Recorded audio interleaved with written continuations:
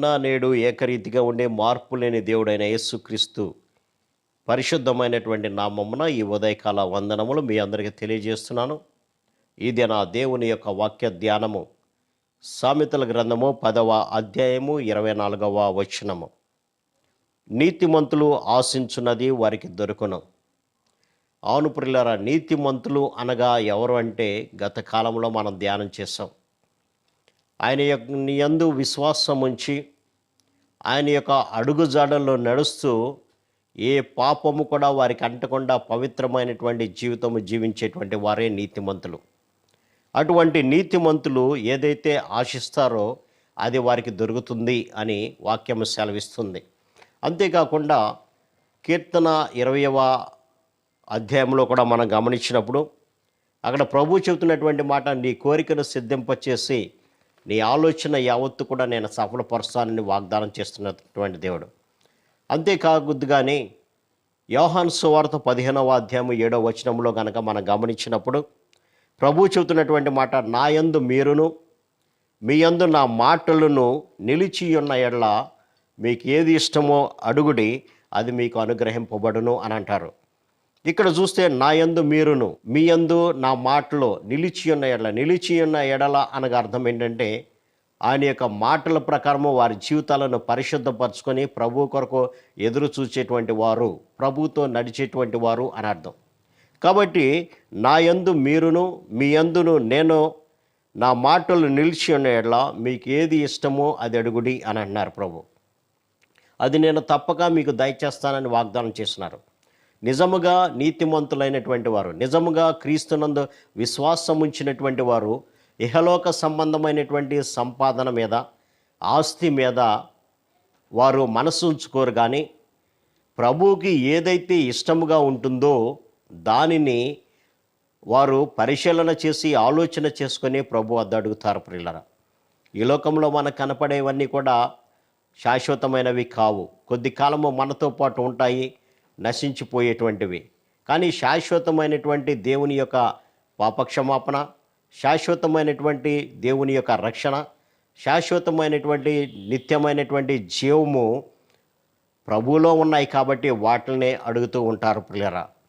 కాబట్టి నిజముగా క్రీస్తునందు విశ్వాసం ఉంచిన వారు లోకం వైపు చూడరు, లోకం యొక్క ధనాశల వైపు, లోకం యొక్క కోరికల వైపు చూడరు. అందుకనే ప్రభు అంటున్నాడు, మీకు ఏది ఇష్టమో అది అడుగుడి. నిజమైనటువంటి విశ్వాసి దేవునికి ఇష్టమైనటువంటి రీతిలో అడుగుతారే కానీ తన యొక్క సొంత కోరికల ప్రకారము వారు అడగరు ప్రియులారా.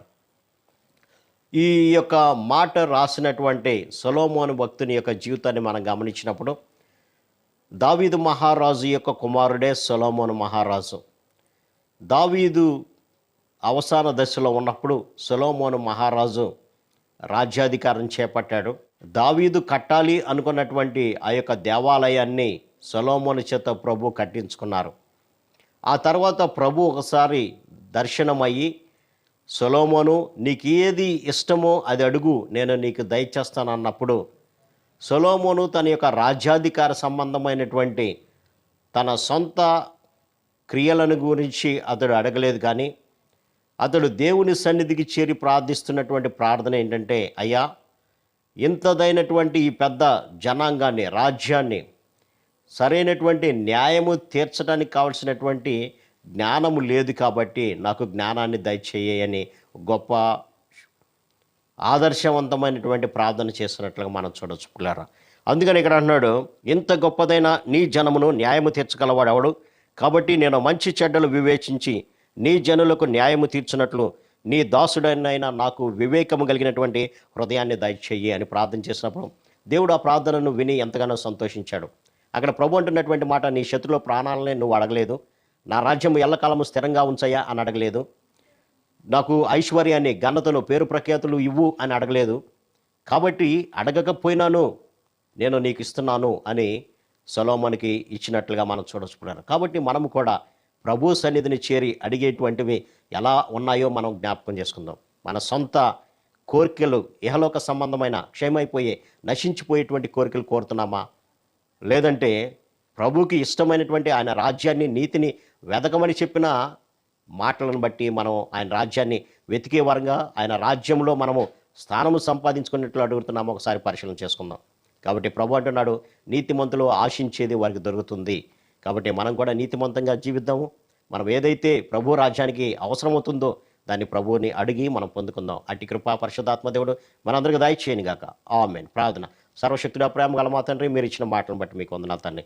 నీతిమంతులు ఆశించేది వారికి దొరుకుతుందన్నావు నాయన. అవును ప్రభా, మీకు ఇష్టమైన రీతిలో జీవిస్తూ అడిగినప్పుడు మీరు కాదనకుండా ప్రతిదీ ధారాళంగా ఇస్తానని వాగ్దానం చేశారు ప్రభు. అందుని బట్టి మీకు వందనాలు తండ్రి.